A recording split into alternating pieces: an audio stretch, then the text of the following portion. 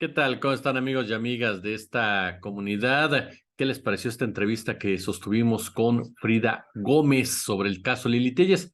Voy a subirte en un video un poquito más adelante sobre este tema, pero antes quiero platicar con ustedes, quiero ponerles sobre la mesa otro tópico, el de la hipócrita y perversa sociedad civil o lo que se dice sociedad civil alrededor de la Alianza Va por México. Estaba checando una entrevista que dieron Jesús Zambrano, Marco Cortés, Alejandro Moreno, a Adela Micha, me parece que fue el día de ayer, en donde presumen con bombos y platillos que su proceso es respaldado por la voz ciudadana, que su proceso, a diferencia de Morena, es transparente y que es un proceso el cual será la gente, la ciudadanía, la que determine quién será su candidato o candidata, que no hay ningún otro interés, por supuesto, alrededor del mismo proceso. Por supuesto que después de las declaraciones de Lili Telles, pues esta farsa, esta hipocresía, pues queda más que evidente, porque como bien lo decía Frida, Lili Telles pues fue utilizada y posteriormente desechada. Pero para no quemar este cartucho y comentarlo más al rato de manera profunda, quiero centrarme en quién es esta sociedad civil que presumen el PAN, el PRD y el PRI. ¿Por qué este grupo de oligarcas, de empresarios, se atreven a hablar en tu nombre, en mi nombre, y decir que representan a la sociedad civil de nuestro país? A ver, el establecimiento del neoliberalismo en México implicó lo que algunas voces han llamado como una institucionalidad anómala. Esto para beneficiar a grupos de poder, para trastocar, por supuesto, las facultades de los órganos tradicionales del Estado.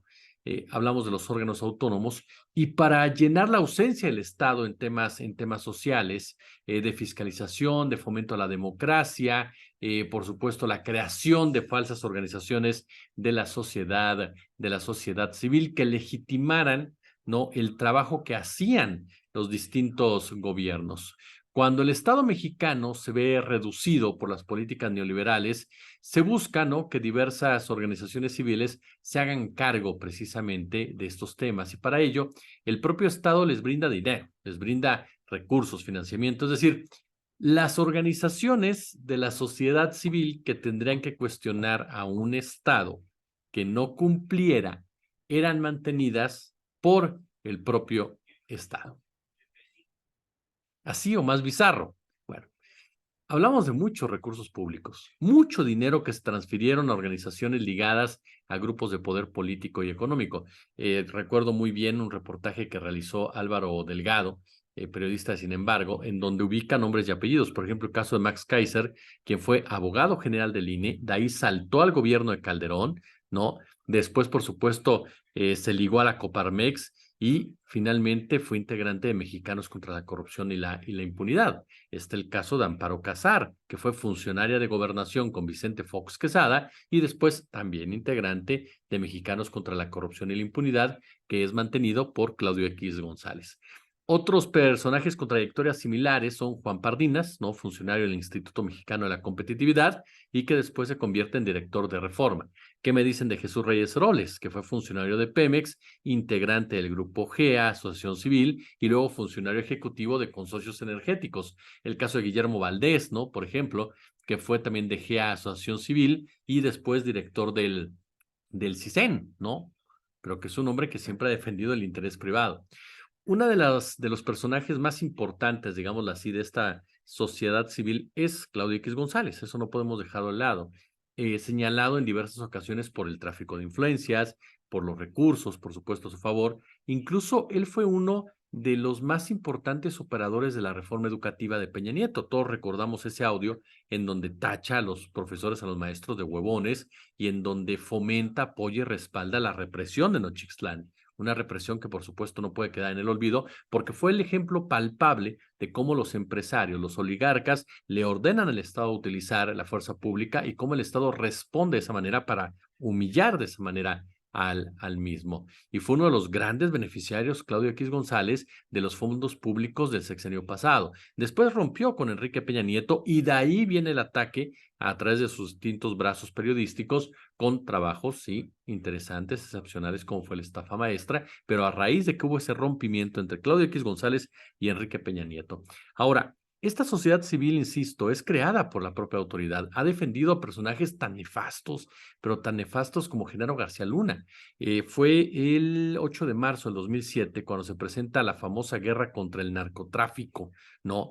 La estrategia de Felipe Calderón Hinojosa para respaldar al crimen organizado y criminalizar a la ciudadanía. Bueno, en ese momento la presenta Genaro García Luna y estuvieron presentes personajes como María Elena Morera, por ejemplo. Anduvo por ahí también, si no mal recuerdo, Rodrigo Medina de la Cruz, que era del PRI, Ulises Ramírez, que era del PAN. No, Ulises Ramírez era del PAN, sí decía del PAN. Estuvo también por ahí Eduardo Burs, quien era gobernador de Sonora. Pero, insisto, llamó la atención sobre todo la presencia de María Elena Morera, quien estaba al frente o quien es hoy por hoy la presidenta de la Asociación de México Unido contra la Delincuencia, una organización que junto con la de Isabel Miranda de Wallace, pues creció, se empoderó, se volvió un brazo político en todos los sentidos durante el sexenio de Felipe Calderón Hinojosa. Estaba checando que García Luna entregó a México Unido contra la Delincuencia un total de 4,256,000 pesos en donativos. Pues obviamente que Wallace, que Morera, que Sicilia, que Gallo, que todos esos personajes que surgen de una tragedia personal y se empoderan durante el sexenio de Calderón, pues obviamente que todos estos vatos pues están enojados con López Obrador porque les quitó la lana, ¿no? Los hizo a un lado, como tendría que hacerse. Miranda de Wallace, por ejemplo, empezó a verse cercana al poder durante la administración de Calderón, lo sabemos.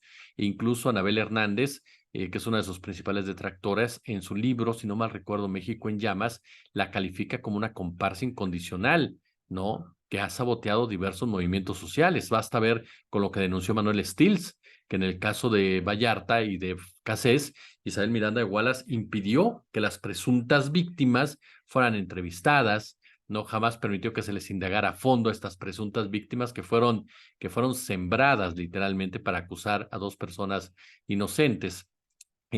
Ahora, la oposición del PRIAM, que encabeza este multimillonario personaje, Claudio X González, había prometido un formato innovador, algo totalmente diferente a lo que fue Morena, lo que va a presentar Morena y sus aliados. Pero caray, lo que presentó es un fiasco. Lo que presentó es algo lamentable. Este método de selección está diseñado totalmente, y lo dice Telles y lo dicen otros que ya se bajaron, para beneficiar al que tiene más dinero, al que tiene más relaciones, al que tiene más tentáculos, en pocas palabras, ¿no? Está diseñado precisamente incluso hasta para que Alejandro Moreno sea candidato a la presidencia de la República.